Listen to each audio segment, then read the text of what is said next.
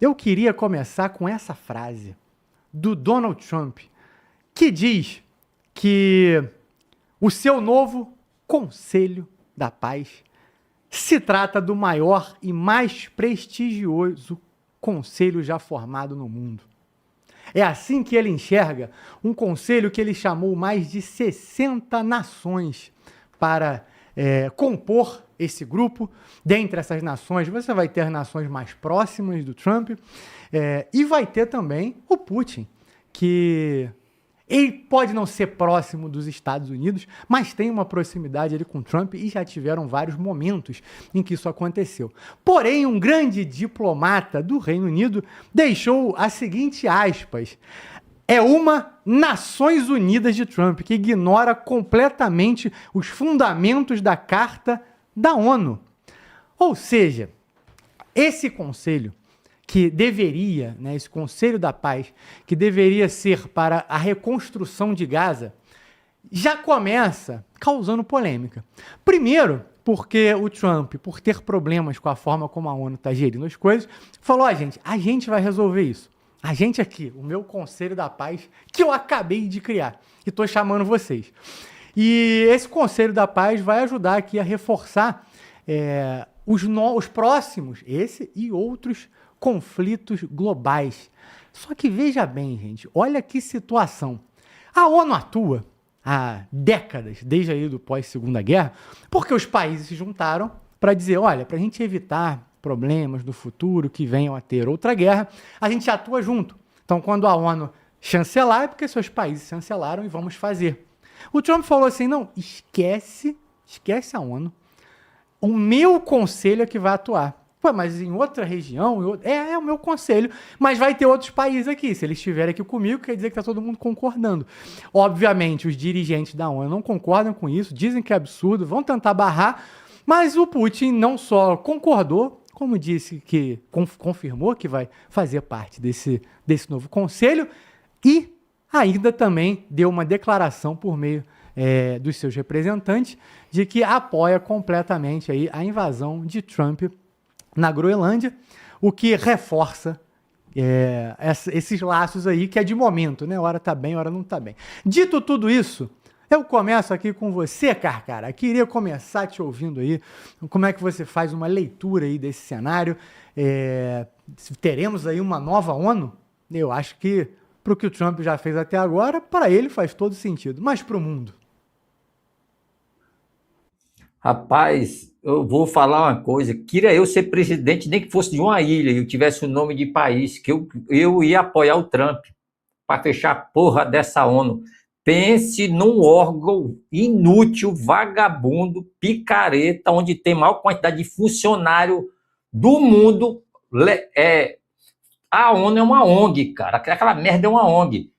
Sem trabalhar, inventando coisas que não resolvem nada. Qual a onda desses caras? É fazer simpósio, reunião do clima, reunião não sei de quê, blá, blá, blá, blá. Tocou, não resolve porra nenhuma.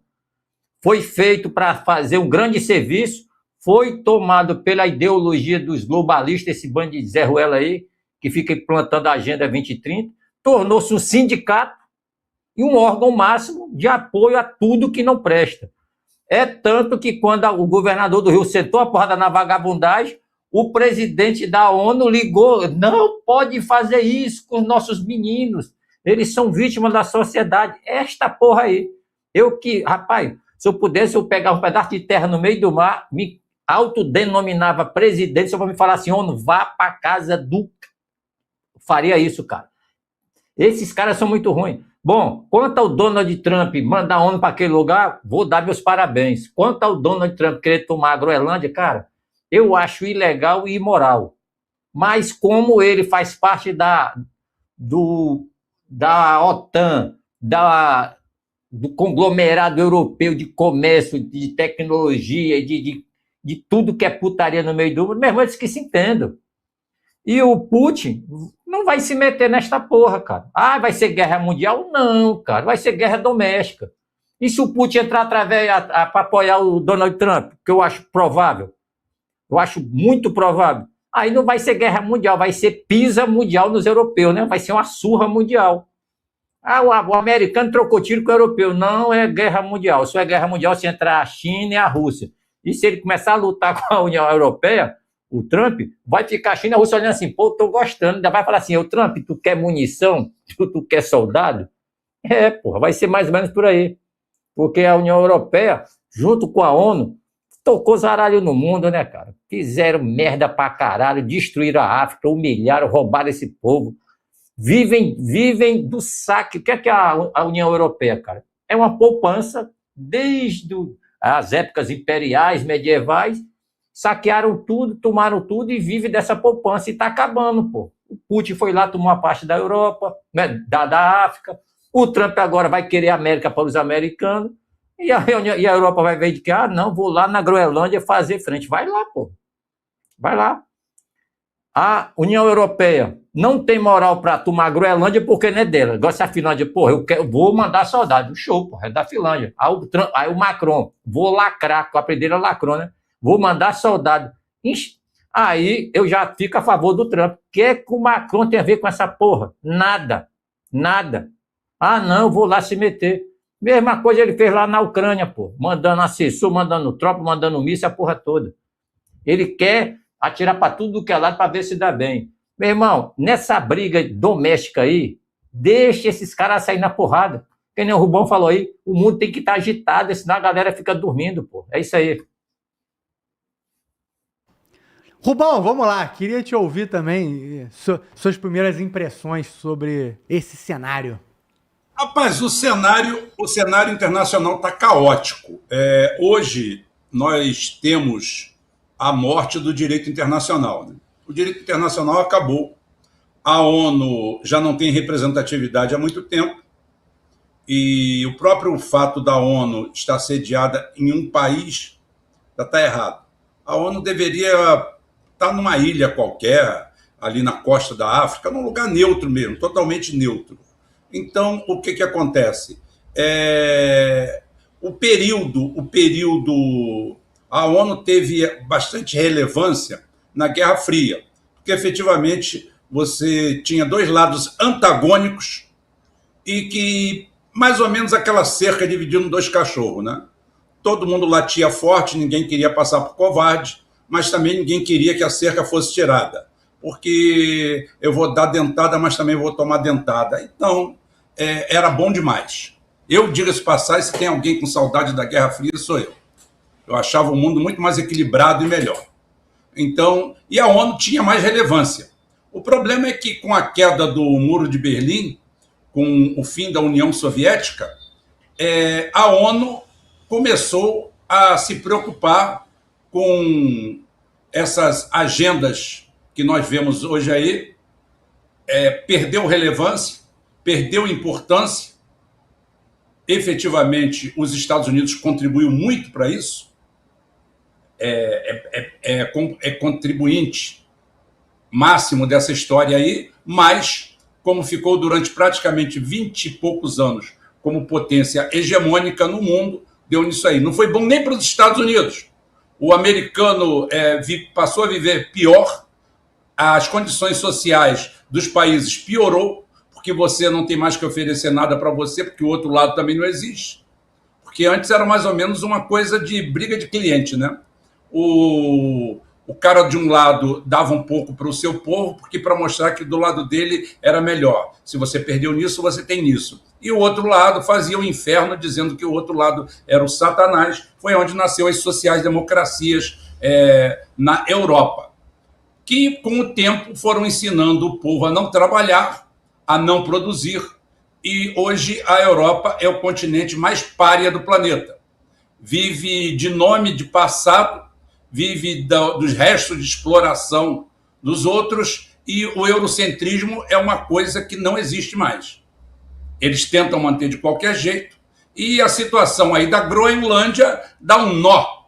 É um nó muito engraçado de assistir do lado de fora, porque se os Estados Unidos invadirem a Groenlândia ou tentarem atacar a Groenlândia, a Dinamarca é signatária da OTAN.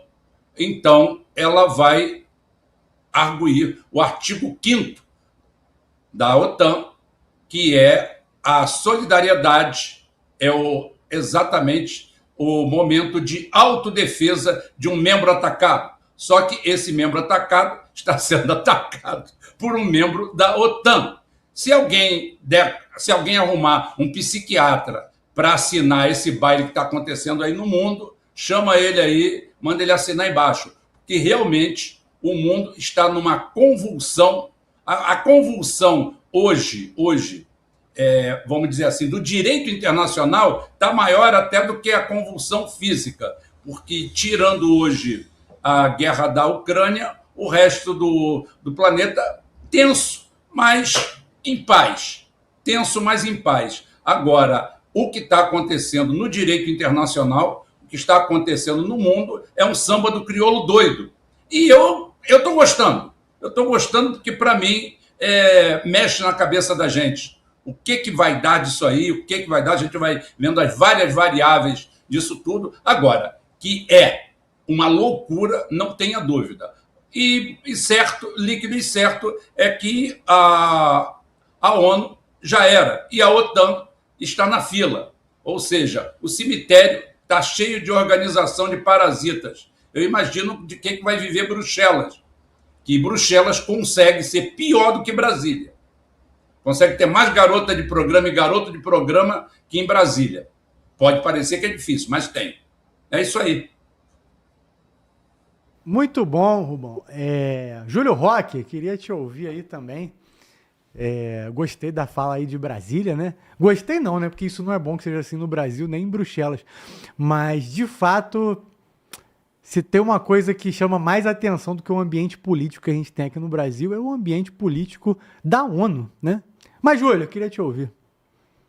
Bem, Eric, essa é a movimentação do tabuleiro geopolítico, né? Que começa a mudar bruscamente, coisa que não acontecia em alguns tempos. Né? Tempos de calmaria, pelo menos, acabaram. Isso é óbvio quando começam a mexer as placas tectônicas. Foi convidado Egito, Turquia, Argentina, Brasil, Paraguai, Canadá, Rússia, por incrível que pareça, foi confirmado, eu acabei de olhar em um site, né? Então está acontecendo a adição de mais países nesses convites. E até agora o único confirmado foi o governo da Argentina, de Milei, parecendo que até Canadá, depois daquela fala do primeiro-ministro, né, ou do presidente, não me lembro, mas de uma alta autoridade do Canadá, fazendo um acordo com a China. Então, você vê que a lista ela tem dois polos. Ele está chamando aliados e também está chamando os contras, que eu não vou dizer inimigos, mas são países que andam se movimentando contra as decisões do governo americano e de Donald Trump. Né? E eu não gostaria de chamar de uma nova ONU, e sim de uma nova ordem mundial. Isso é bem claro e está à vista de todos. Você que acompanha aqui, por exemplo, Fala Glauber News, já imagina como é que é essa movimentação geopolítica. Então, de tudo pode acontecer, como falou o Rubão.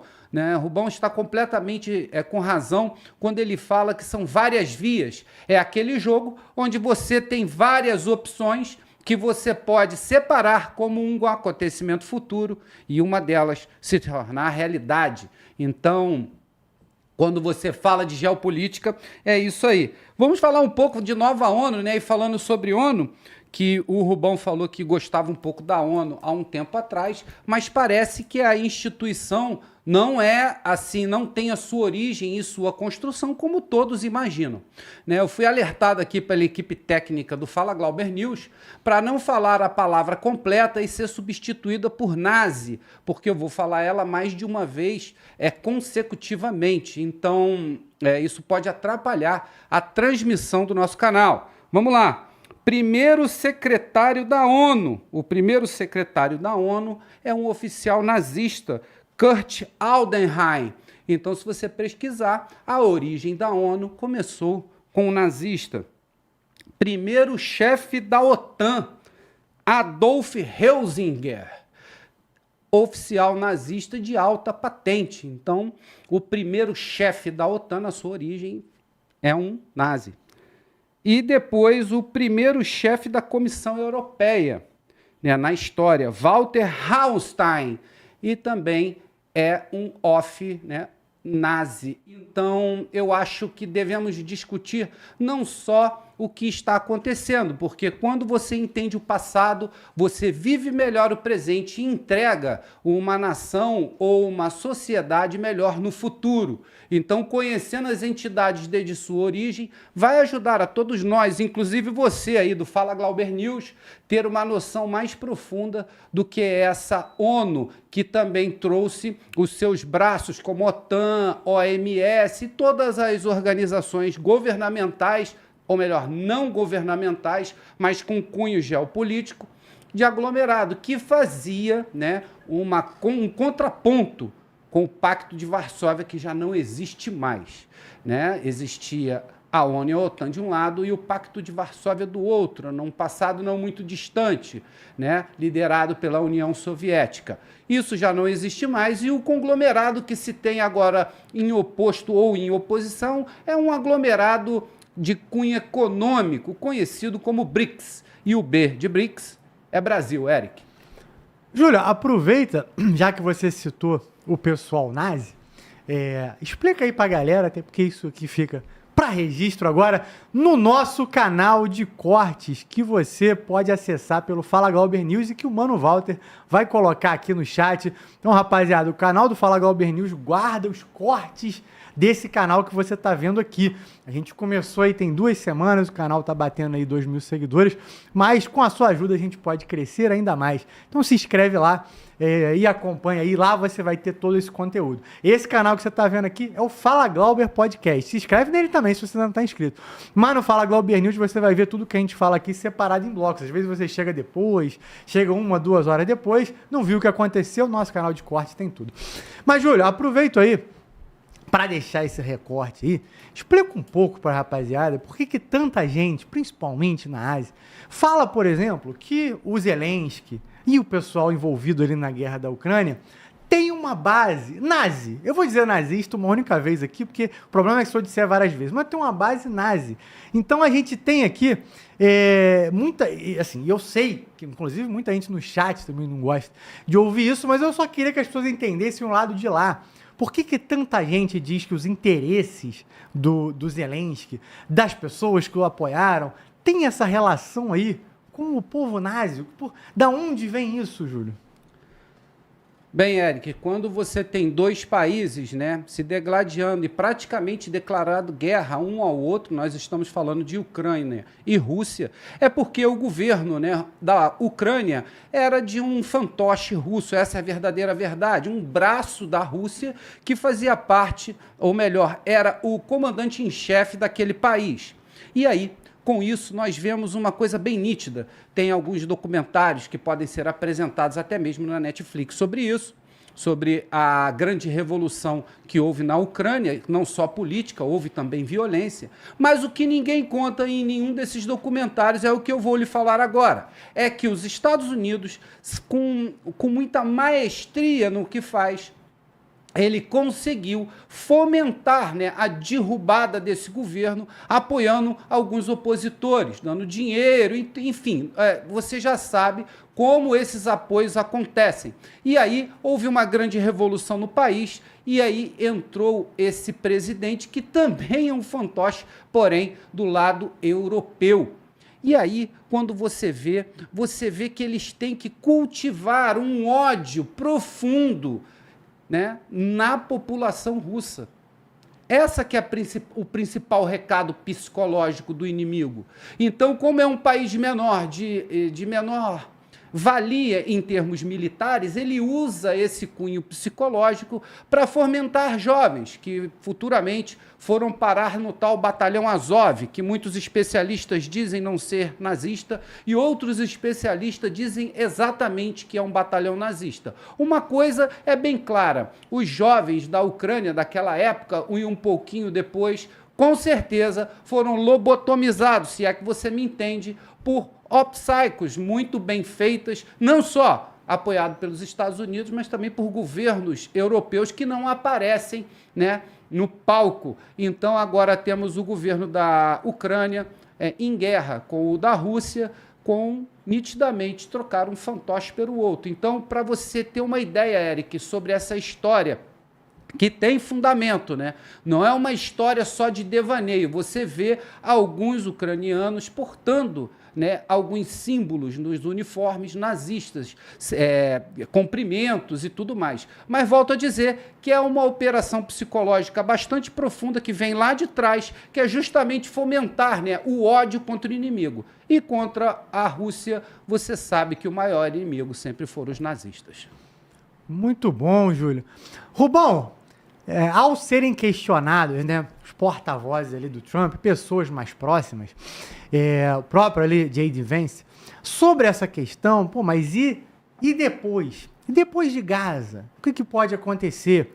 E aí, um dos seus porta-vozes próximos ao Trump disse: ainda há muitos problemas para serem resolvidos na América do Sul, em alguns lugares da Europa, em alguns países da África.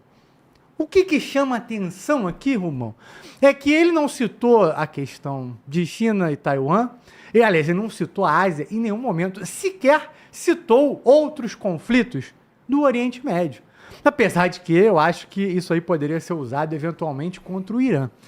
Mas isso não dá um claro direcionamento, Rubão, de que isso só está sendo criado agora para reconstruir Gaza, para que os Estados Unidos, e tem que falar Estados Unidos porque o Trump sai daqui a 3 anos, mas isso aí, que presidente dos Estados Unidos vai acabar com isso? A maioria dos americanos, para quem não sabe, não vai ficar contra a guerra não, tá, gente? Seja democrata, seja republicano, o pessoal, no geral, gosta das guerras. Inclusive, os democratas fazem tantas guerras quanto os republicanos. Às vezes até mais, né? Dependendo do período. Então, assim, esse recado, Rubão, coloca aí o Trump meio que dizendo: essa parte do mundo é minha e fiquem vocês, Rússia e China, com a outra metade? Ou é coisa da minha cabeça, Rubão? Como é que você enxerga isso? Não necessariamente, porque ele tenta atrair a China, ele tenta atrair a Rússia, fazendo mais ou menos o papel que Henry Kissinger fez em 1971, quando eles começam a investir na China, os Estados Unidos começam a investir na China para evitar uma aproximação maior, porque na época, apesar de comunistas, os regimes... Hoje a Rússia e a China se dão muito melhor, tem uma relação muito melhor do que existia entre a China comunista e a União Soviética. Então os Estados Unidos investiu naquilo ali. Só que o grande problema dos Estados Unidos é o seu histórico. É a mesma coisa que você vender um carro para um cara que não pagou os últimos 20 carros que comprou.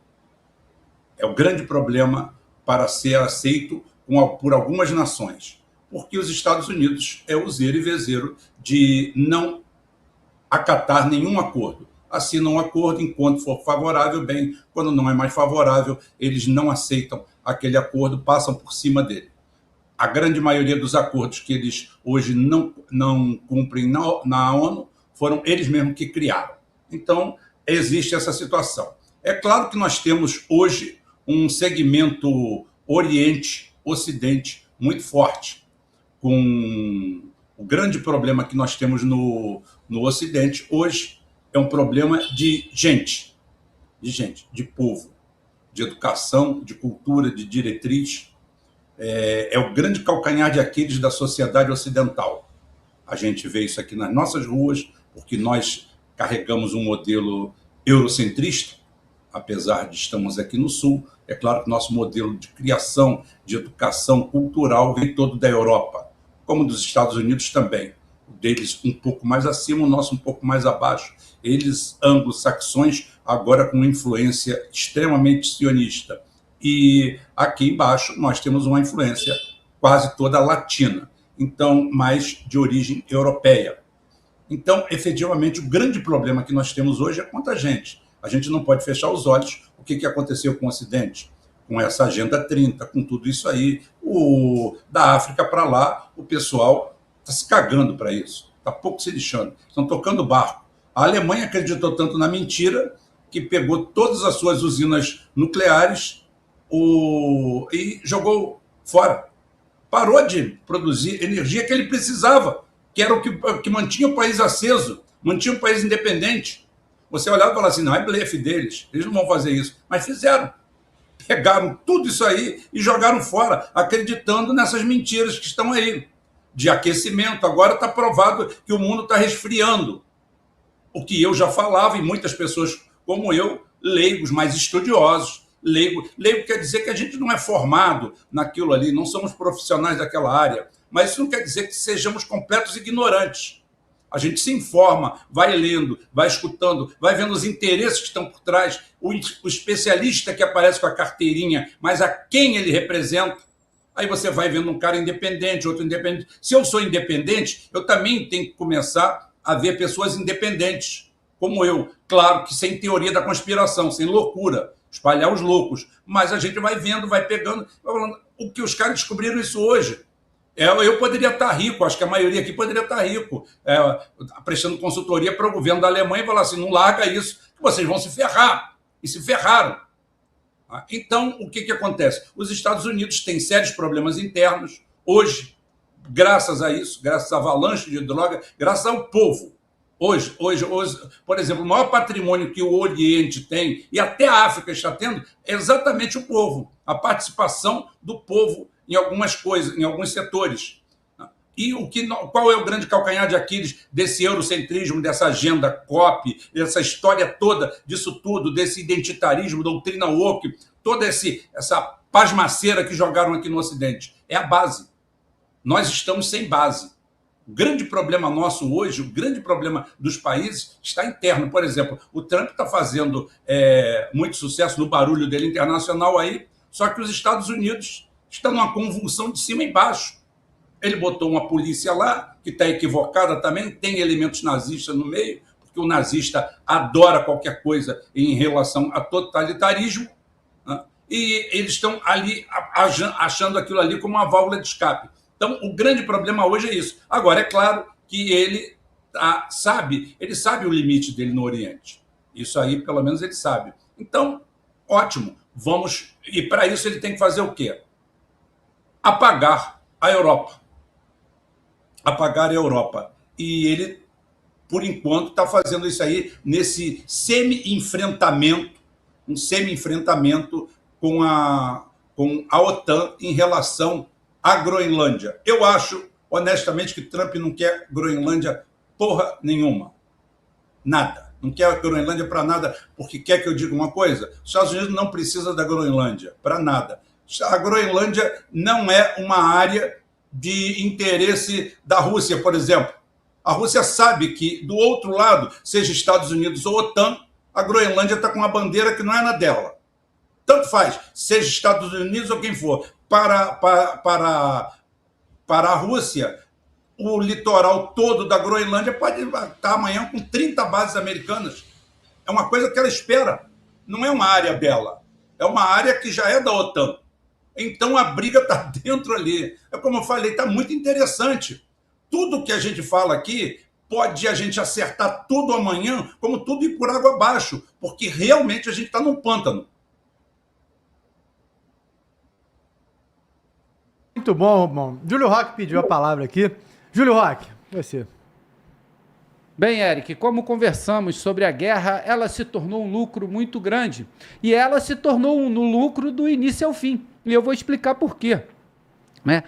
E o fomento de guerra, né? Por que esse fomento? No início é a venda das armas. Todas as grandes empresas, inclusive a Northrop, a qual a gente vai falar, né, de um ataque de aviões americanos, ataque não, né, de um sobrevoo de aviões ou drones americanos aqui no canal, né? E no começo é a venda de armas. Quem ganha, com certeza, são essas grandes empresas chamadas complexo industrial militar.